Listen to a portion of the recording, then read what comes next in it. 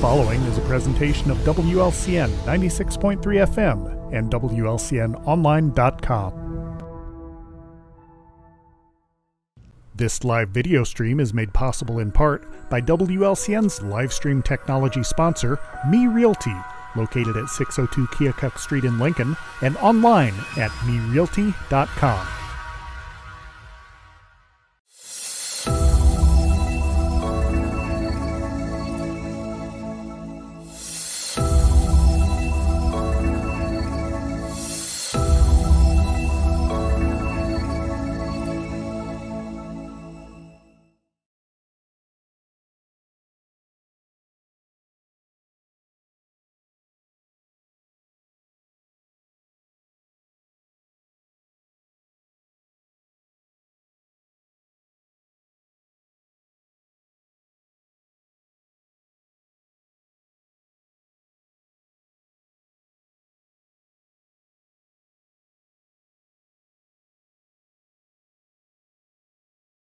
Hi, welcome to Viewpoint on 96.3 FM WLCN on a foggy July morning.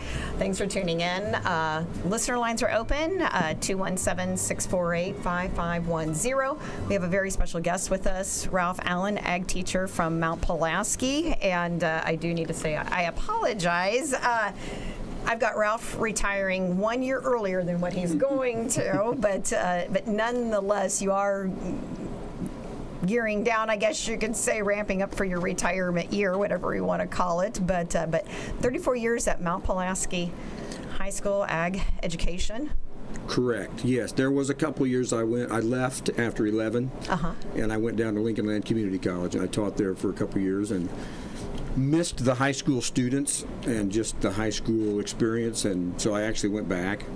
They tell you never to go back to your home school after you leave, but I did it anyway, and it worked out. Wonderful. So, yeah. Well, let's touch base on a little bit of background, a little bit of your history for our listeners. Okay. So. Well, I grew up in Delavan and on a farm, family farm. I still farm. We farmed around Delavan and then around Mason City and New Holland, Middletown. Went to Delavan High School. It was very much like Mount Pulaski. I had a great agriculture teacher and FFA advisor. He was Rich Lesson. He still farms up there, and I see him. Is Rich still teaching? I can't remember. He did retire. He retired several years ago from Delavan, and he still helps with a few things here and there, I think, with FFA, and he was at ICC for a little bit. But great inspiration to me, and a big reason why I became an ag teacher. And so went to the U of I in ag education, figured that out pretty early. That's kind of a whole story when I figured out I wanted to be a high school ag teacher.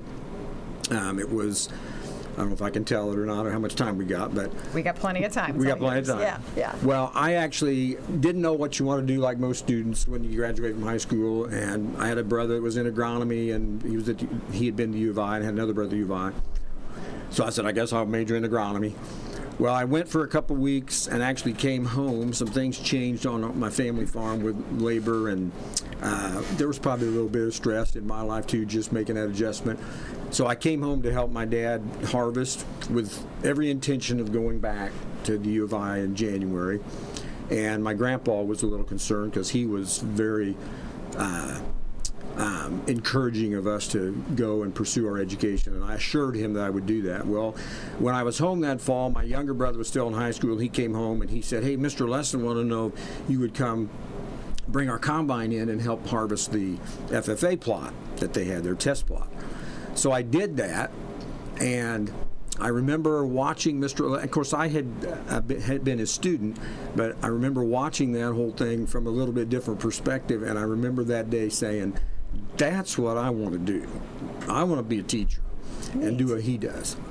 And so then when I went back to the University of Illinois in January, I enrolled in ag education and loved it.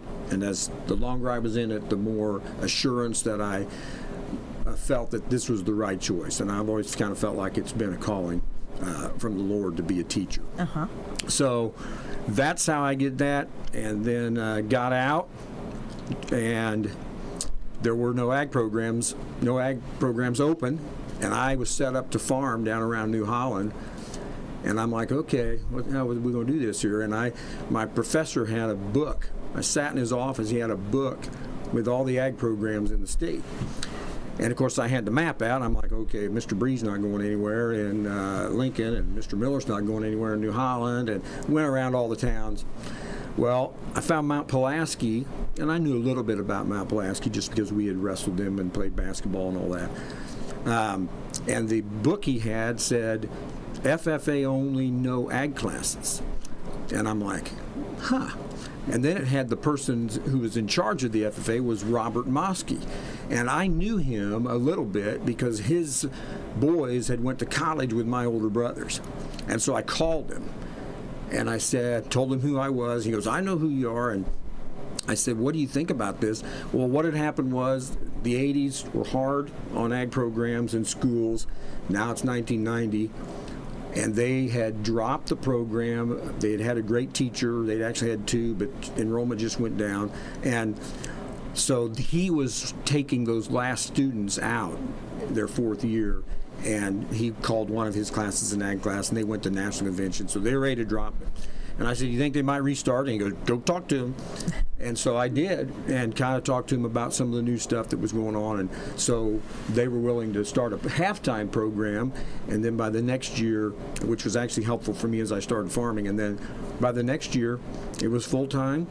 And it just was a community starving for an ag program. So I walked into a really good situation, and I could do whatever I wanted. And anything I did looked good because there was nothing. So that was helpful. And then I taught there. Now this is my 34th year, and I'll have 35 after next year. So after this coming year.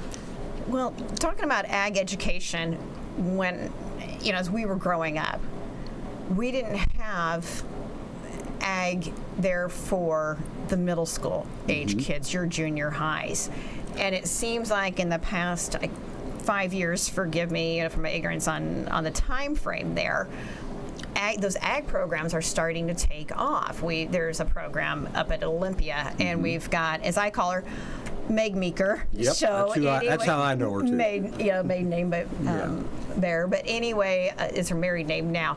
She's got that program there, and then we've got Amy Naughton, who's got the ag program at WLB. So highlight on that. How did that, transpire and come into play with our younger kids? Well, I'm not sure which came first, but if they started teaching ag ed down there, and then I think that would happen sometimes. Like I know. Or like the program, is that with an Illinois? Is well, that an ag program? FFA members can now junior high students can now be FFA members. Okay. And so you can charter a junior high program separate from your high school, or you can combine them together.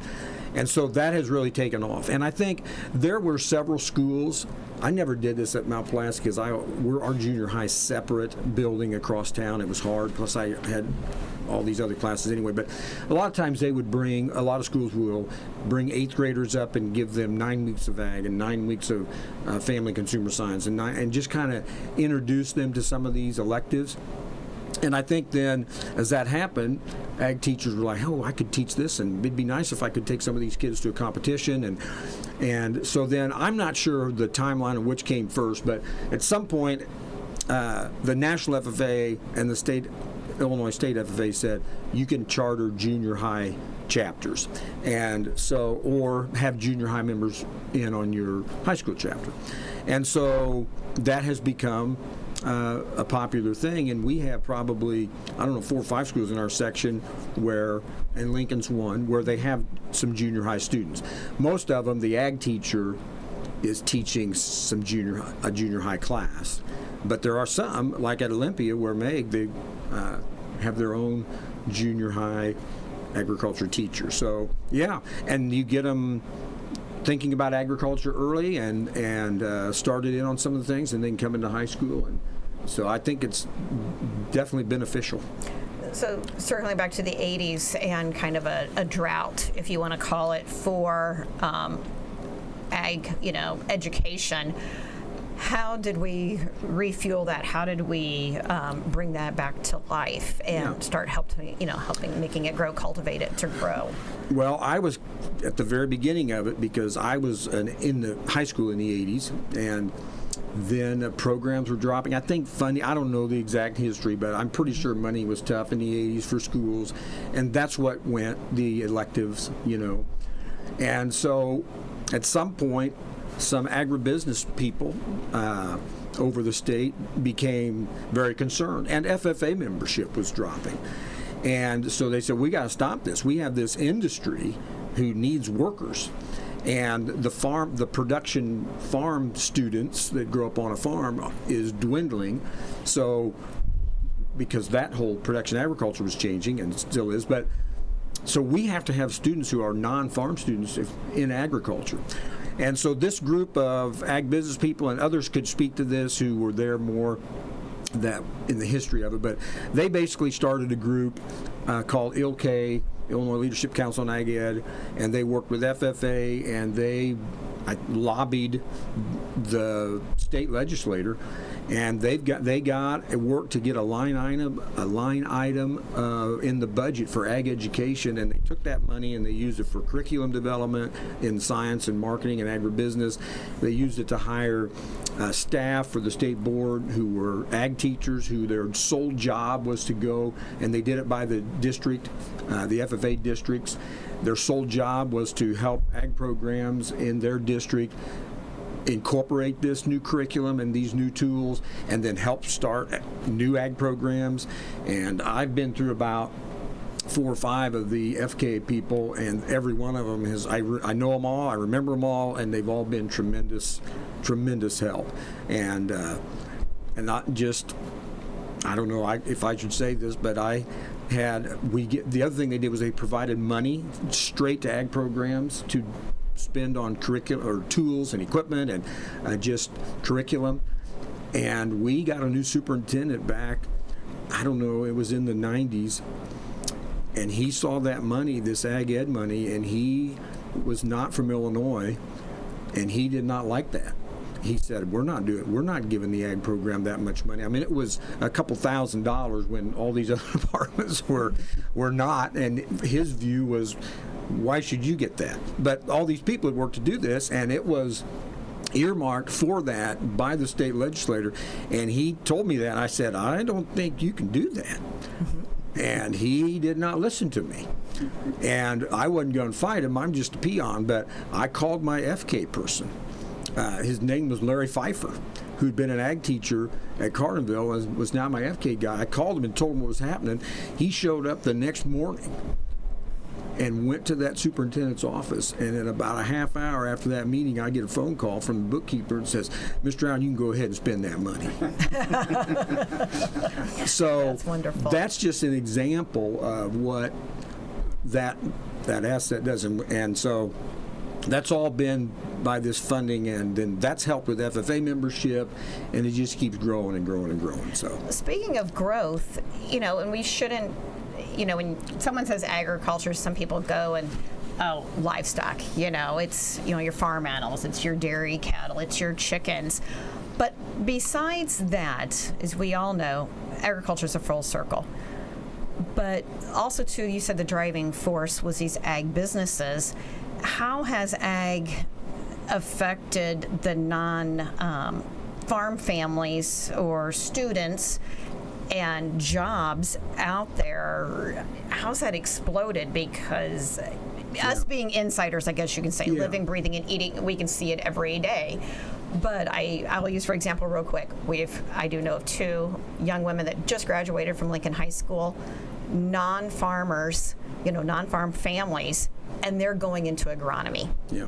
So how have you seen that explosion of revitalizing ag, basically, in the classroom and within our schools? Yeah. Well, I have about 80 to 90 agriculture students in my classes at Mount Pulaski. And I love the farm kids, but if that's all I had, I would have about 12. So you've got to teach them something when they come to your class, and what I'd love to teach is all the opportunities that you learn in agriculture and take them to FFA things. And so it's the same way. I could rattle off 7 or 8 names of students in the past that had graduated who had nothing to do with a farm. Now, they grew up in Mount Pulaski, so, I mean, they were not like an urban student, but they were not from a farm. Some of them, their grandparents maybe farmed, some of them not. And one of them's a professor at North Dakota State University in crop science. One of them works for either the NRCS or the SCS down Effingham, Shelby County, down around there. Those are both some girls. I got an ag teacher who did not grow up on a farm, who's now currently a high school agriculture teacher. There's students in sales, in the seed business. I can think of some of those. So that's great. It makes me feel really good when I see a student who didn't grow up on a farm necessarily and is working in the ag industry, because I love the ag industry, like Dara. And the people in it are wonderful, and there's jobs, and we have to rely on non-farm students to fill these. And that's what led to this, the alarming trend of ag programs going down, and these people back in the early 90s, late 80s recognized that and said, we got to have good, smart people. And I look at the students I have in my classes, and I have a bunch of good, smart students who have all kinds of talent and ability. And I just love working with them and count it a blessing every day that I get to do that. That's and wonderful. kind of point them. And then not all of them do. Some of them, I've got a past president who's now a nurse over in Indianapolis, but the things that she learned in FFA and in the agriculture classes is helpful to her. So if you've got some parents who, their child comes home from school and they're non-ag, and they have no idea what FFA stands for, what avenues it can open up, or how it can help them build to be a better person, what do you say to those parents, kind of, I don't know, Yeah. what's some tools or things that a parent can grasp or learn upon? It's hard to talk to. I can tell them all kinds of things, but What do you say they really got to see it, and that's where once you start your publicity, I'm not on Facebook, but we have a Facebook page, and I get Mrs. Allen to help run that, and she gets my students, and I show them what to put on, and I help them, but and sometimes they do it themselves, but when and word of mouth, when those parents see this student doing this, and well, that student has nothing to do with a farm, and look at that. She or he's standing up there running this banquet, running this meeting, speaking.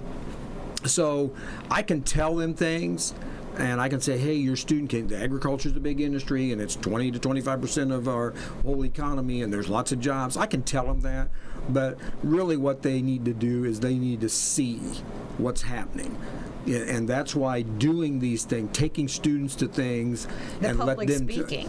Public speaking, and you learn that public speaking. And I make my freshmen. I'm not a big livestock judging reasons person, but we dabble with it a little bit and make the kids stand up in class. And I've got a little template. We go to the public speaking contest. The freshmen learn the creed, the interview skills that they get with their record books when they go on to section or district and state level. So there's all kinds of public speaking opportunities.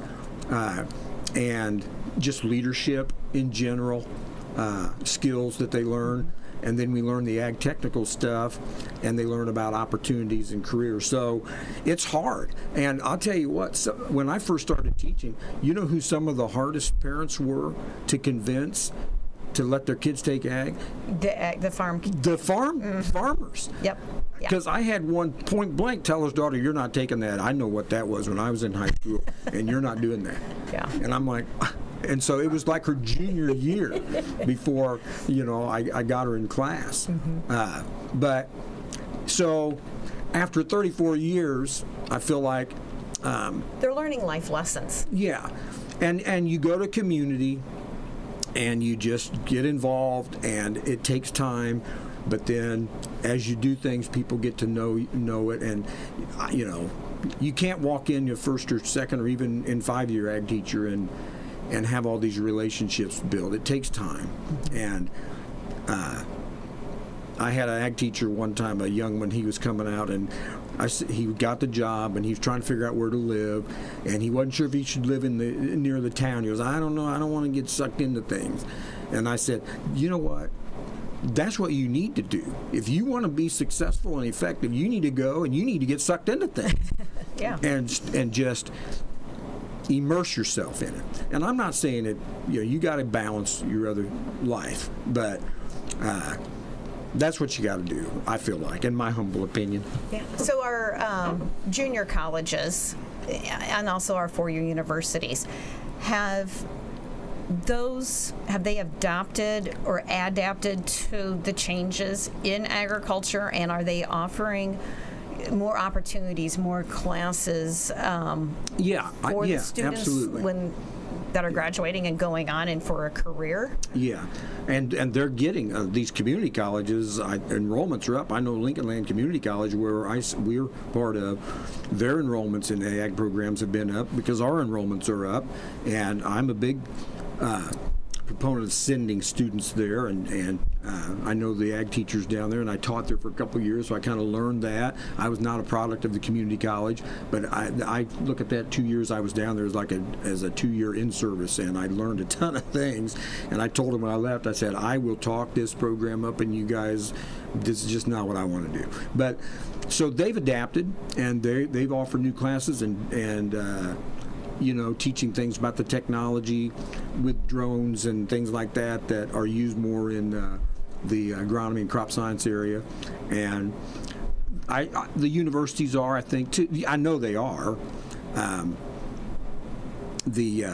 Some of the universities, there's still a stigma in the higher ups about what they think agriculture is, So, but no, I mean, I think the colleges and universities are adapting, but there's jobs. I mean, I don't know if it was 10 years ago, something happened that had never happened.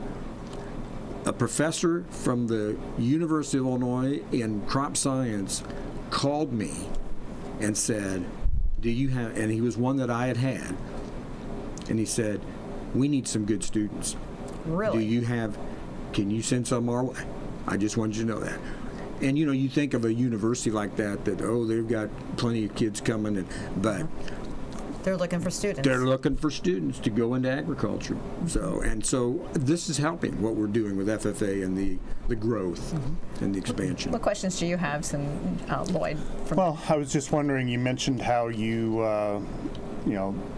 the students who come through the program, they get a lot of different skills that aren't necessarily specific to farming or agriculture or so forth. I think you mentioned a nurse over in Indianapolis. So what types of skills, transferable skills, does a student get who comes through your program that would be applicable to someone in a non-agriculture job setting? Well, I would like to think that, of course, we talked about the public speaking, but just working with people and being able to cooperate with people and work as a team, dealing with stress. And when you take students to a contest and then you put them down in a soil pit and you say you only have 15 minutes to judge this, and we've been practicing in class and it takes us 30 to go through it right, they have to deal with that and adjust. Getting along with people and working together and understanding that there's lots of different kinds of people, and you need to respect everybody and be kind. And I'm big on being kind and courteous and teaching that skill. And a lot of those things ag teachers teach by just example. And they see you providing a caring attitude and a place where they belong, then hopefully they take that in a genuine relationship, then they take that and they say, and then they are genuine in the way they respond and react and work with other people. So I think some of those are a little hard to maybe, how do you know if you're getting across on some of those? But yeah, I guess that would be my answer. And then the other question I had, in your 30-plus years as a teacher, other than technology, which has obviously evolved, what have been some of the bigger changes that you've seen within the ag field and farming? Well, technology is a huge one, both in the ag field and in just how we teach students. Sure. And it's been good, I think, for the most part. You got these little cell phones, and all the kids have them all. So you got to deal with that, and that has changed them a little. There's stuff I taught now that I didn't teach when I first started teaching, because there was no such thing as Roundup Ready soybeans and things like that. Something that hasn't changed in students is their need and their desire to have people care for them and feel like they belong. And I feel like maybe that's changed in the fact that there's more of them that need that maybe they're not getting that from home. I mean, I had a young man several years ago write me a letter, and he said, and it totally floored me and humbled me, because this was a kid who was very athletic, very confident I felt. But he wrote me a little letter and said, I appreciate everything you show me. You're kind of like a dad to me. And I was like, whoa. But he'd had some situations at home. And anyway, they just need to be cared for. And when somebody shows them, that if you show them how to do something and you spend time with them. It's nurturing. Yeah. And I feel like there's I can't get around all of them. You can't. I wish I could spend more time with more of them, but you're one person. But I feel like they need it more than maybe 30 years ago, or maybe they just express it more. I don't know. 30 years ago was a little different in how we dealt with. After COVID, we got real concerned, about social emotional health. Maybe we should have, and some people would say maybe we go a little overboard on it, but maybe 30 years ago we should have been a little more concerned about it, you know. So, but I don't know. There's some changes, but in some ways it's kind of both. Stays the same and two. Well, we owe you a huge congratulations. You won the highest honor award out there within ag education, the Golden Owl Award. Congratulations. Thank you. That was, yes, I was very surprised about that. So educate our listeners, if you may, Mr. Allen, about the Golden Owl. What is that exactly? Well, it used to be called the Excellence in Teaching Award. And then just a few years ago, they kind of changed it into the Golden Owl. And I am a member of and many ag teachers are, of a professional organization called the Illinois Association of Vocational Ag Teachers, the IAVAT. And they are affiliated with the larger national organization, the National Agriculture Educators. And so we do a lot of professional development. Every section has their section IAVAT, and the state's divided into 25 sections, and we have that divided just like the FFA. And so there's section level activities and there's district level activities. And so it's a big professional organization and it's a great thing to be involved with. And so within that, they have awards and recognition programs. And a few people nominated me. I had been nominated before and was a section Excellence in Teaching Award. But so then they pick a section winner, and then they pick a district winner. So there was five district winners. I'm District 3, and that was a really big surprise because ended up being you get nominated, they look at it, and they decide a committee or anyway. They came to the school, to the 5 district winners, without telling you, and had an assembly and presented that you were a district. And I didn't know anything about it. They had an assembly back in February, and they told Lori about it, and they told Heather, my principal. Lori is my wife, but they kept it from me. And it's 8th hour, and I'm wanting to work with some students on a contest we have that night, and because we're not really where I wanted to be. And then it comes over the intercom, hey, we need to go to the gym for an assembly, and I'm like, you're kidding me. I gotta work with these. So I'm kind of a little down about it. And then I go into the gym and I see some state FFA officers, and I'm like, what is going on? And then I saw a guy I know, Rod Stahl, and he works for Farm Credit Services, and I thought, well, maybe they're giving some scholarship to one of my students, but they would told me. And then Did you miss the email or the memo what's on that going on? one? And then I saw Lori standing over there on the side, and I'm like, okay, something's going on here. And so then they present me as a district winner, and I actually got $500 for that. And then at the June conference, our summer professional development conference, the 5 district winners were interviewed, and we actually had to fill out a big application. And they emailed us the application in the spring, and I looked at that, and Lori said, you got an email there you need to look at. And I looked at that, and I said, I'm not doing that. I mean, it was a bunch of questions, and you had to document some things, and I said, I'm not doing that. And I shut the computer and went outside and checked my cows.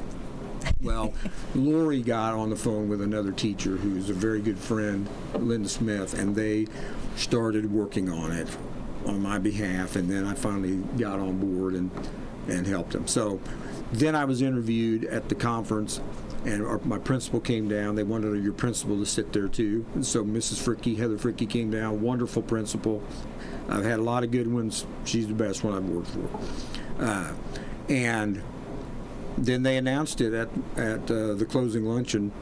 And you didn't know and until I the didn't closing know. luncheon. Yeah, I didn't know till the closing luncheon, and they had us all 5 up there, and then they announced, and so it was very nice. I mean, it was very humbling. I feel like any 5 of those of us that were up there were all worthy and good, but it was nice. And then I got $3,000. So, yeah. Did you have a superintendent that tried to reappropriate that? Yeah, no. No. He was good. I don't have that one anymore. Good question, though. Did you take Lori out for supper since she says you're going to be doing this? Yeah, I will. I will do that. Yeah.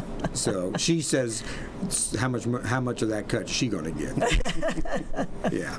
No, well, congratulations. Well, thank you very much. What an honor. Yeah, it's a nice thing to to get recognized for the work that you do. That's for sure. So. And you're not retiring yet. You're in the process. Got one more year. And I apologize about that. So, kind of lead our listeners as to what is taking place there at Mount Pulaski. Yeah.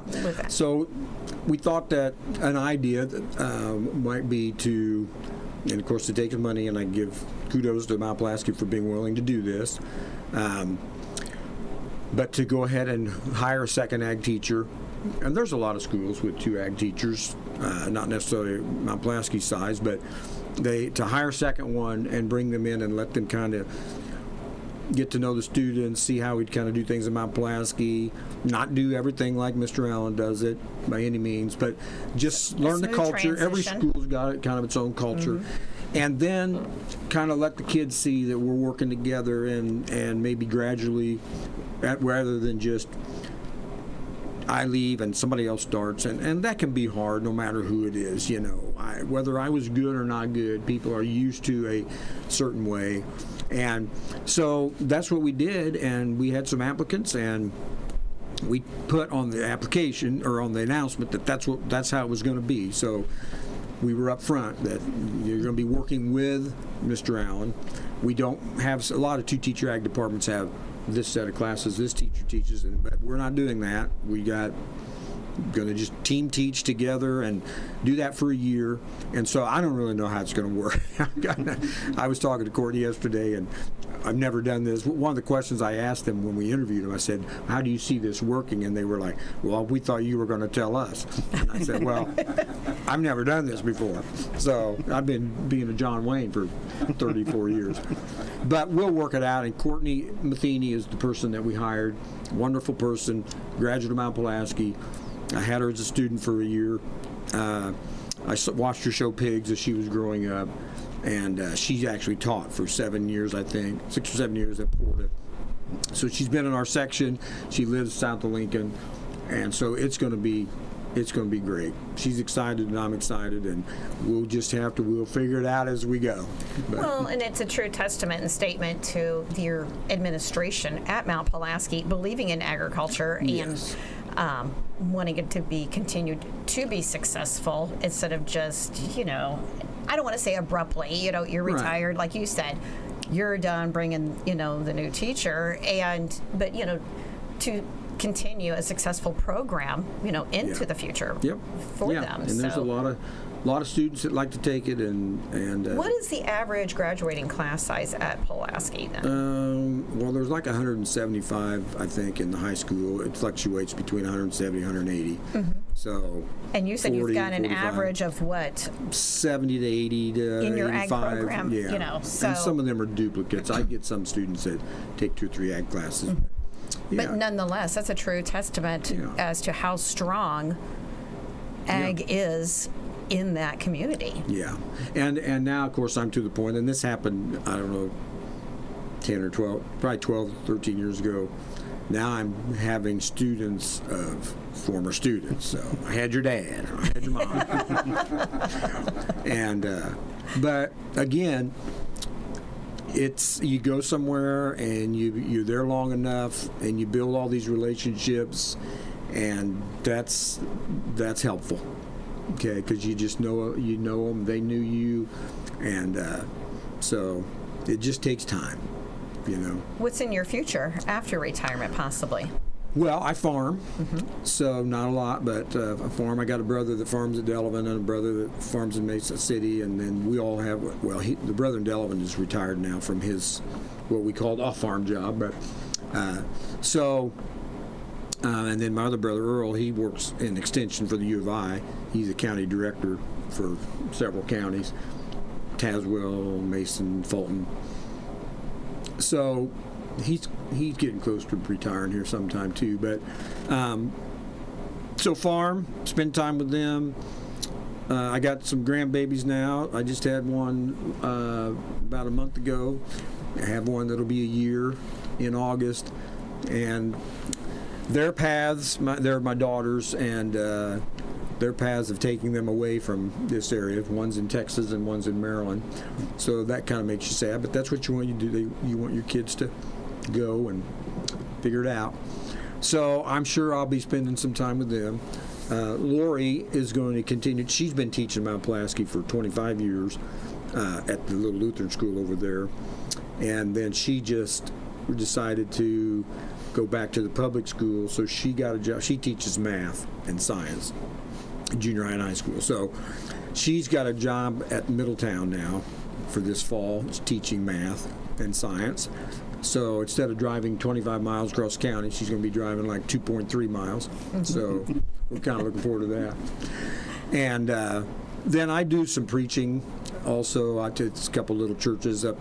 Once a month I preach up at Armington Christian Church and a little church in Greenview, and that gives me I got to do something to be around people and teach. And Lori was actually a little worried about it because she's like, I don't know, I don't want you just thrive on those students, and I like to be around people. So. Well, I do have a kudos from somebody from the Armington Christian Church where you're at. Yes. Okay. So Amy Rogers Hohulin. Oh, yes. So, yes. Yeah. So she said to tell you. Yeah. I know that family very well. Her dad, Elliot, and Wanda, her parents, they've just been, and then their son Clint, and they got a couple daughters, Clint and Monica. Yeah, that church is very encouraging to me, I tell you what. So I started doing that in 2018. Going out to little churches and preaching, and there's kind of a little need for that. You don't really hear about it, but my heart is kind of with these small churches. And so I went there. LCU actually was the one. I was working with them, and they'd send me places, and when they were still going. They sent me up there, and I preached one Sunday, and then Amy's dad came up, Elliot, and he said, hey, we want to make this more regular. And so we worked out. And they've got a full-time minister, Tyler, and he's a wonderful guy. So once a month I go up there and do that. And then there's one in Greenview, too, I do. So wonderful. Yeah, it's fun. Yeah. You got anything else, or Jim at all? You can do some substitute teaching. You can Well, substitute actually, teach, that was brought up too, and at one time I remember thinking I'm not going to do that when I'm done, but I think that could be a possibility at Mount Pulaski. I think if I go to Mount Pulaski and see some of the students, and I think I could get some enjoyment out of that. They may rope you in longer than what they're thinking. Yeah, I got to be careful about that. I got to make sure that I give Courtney space. And, so, yeah. And my parents they're still alive. They live up in Delavan, still on the farm. I was going to ask, are they still on the farm? Yeah, they're both in their 90s. And, you know, they got a lot of challenges that come along with being in their 90s. And so I really need to spend more time with them. You know, ag teaching it can consume you if you're not careful. And I've tried to make sure I've spent time with my kids growing up and my faith, but a good balancing act. you got to balance it. Yeah. Matter of fact, when I first started teaching, All right, hang on. I don't know, 5 or 6 years in, at this IAVAT conference, they had one of the workshops was on maintaining family relations. Really? I think we have a caller, so you get to put on the headphones. okay. So anyway, Just put these on. yeah, just put those on. Yeah. Hello, caller. Go ahead. Hello, it's Annie Kors in New Holland. Oh, hi, Annie. Hello. So, question would be for Mr. Allen, would be, what about teaching ag part-time at New Holland Middletown for the youth at that school? Well, I'd have to think about that. There is some rules about how much you can or can't do once you retire, I think. I'm not sure what those rules are, but yeah, that's interesting. That's an interesting thought. Mm-hmm. I could not answer that question right now. No, I know. Yeah. I'm just thinking with your ministry and your ag background, we could help some kids in Middletown that maybe would need a little nudge. Yep. Well, there are definitely students everywhere, kids everywhere that need something like that. So, yeah. Well, congratulations, Mr. Allen. We are proud to have you in our area. Well, and good job, Dara and Lloyd, on the interview. Oh, Thank you, Annie. And I want to say something about Annie and John. They were very encouraging to my children as they were growing up and showed sheep and kind of helped them get involved with that. And so they were always encouraging. Teamwork makes the dream work. Yeah, that's right. So thank you for all things you do for New Holland and that area. Yes. Have a good afternoon. Okay, you too. Bye. Bye. It sounds like Annie's going to be talking to John's school board president of New Holland Middletown here soon, and having some deep conversations, but bringing you possibly part-time on board at New Holland Middletown. We'll have to see. Yeah, that's the thing. I talked to one ag teacher. He said, "I'm more busy now when I retired than So I think Betsy Pesh has said that many times. Yeah. So anyway. So we'll see what happens. Our ag teachers, you guys are diamonds in the rough, I guess you could say, or hidden gems. You guys are wonderful. You give so much, and like you said, it's you got to have a good balance between, your home life, your family, because ag can consume. There's always something going on year round. Yeah. A contest, anything with the students. It's nonstop, but it takes a heart and the dedication, and kudos to you and to all of our ag educators out there everywhere. Yeah, there's a lot of good ones, and we help each other. We share ideas. Betsy helped me when I first started teaching, and even for as long as she was teaching, with ideas and just how to do things. My ag teacher, Rich Lesson, Larry Eimer helped me a lot. Terry Brown, I think of, and Mike Dunnan, some of those that were in the section when I started teaching. And sometimes the help was just, again, learning as I watched them, as they did things, huge example there. So we learn from each other, we steal ideas from each other, and you're instilling basically skills. If a student does not go into anything in the ag industry, at the end of the day, you've helped make them become a better person. Yep. Obviously. That's what we hope. That's what we hope. The end of the FFA, when you have an FFA meeting, they have opening and closing ceremonies, and there's a lot of, tradition and nostalgia and all that, the officer symbols and all that. But I'll quote this to my students, that closing ceremonies, the president, before he ends the meeting, says, he or she says, as we mingle with others, let us be diligent in our labor, just in our dealings, courteous to everyone, and above all, honest and fair in the game of life. And I will tell that to my students as they leave class sometimes. And there's just a lot of wisdom in that whole thing. And, you do those things, it's going to be helpful. Mm-hmm. And like I said, courteousness and kindness goes a long ways with students. And I've had lots of students just tell me, "You're just nice," or "He's just kind." And I don't know, you get farther with people when you do that than when you do the opposite. And then maybe they'll treat other people that way too. Absolutely. Well, Mr. Allen, thank you very much. I'm glad you're not retired yet. Yeah. I apologize, That's but okay. you're one last year. Yeah. We wish Courtney all the best too. Absolutely. All the students there and wonderful, like I said, staff there at Mount Pulaski. Yeah. So. Yep. Well, folks, this will do it for Viewpoint on 96.3 FM. The Lord and weather willing, we'll be back next week. This live video stream is made possible in part by WLCN's live stream technology sponsor, Me Realty, located at 602 Keokuk Street in Lincoln, and online at merealty.com.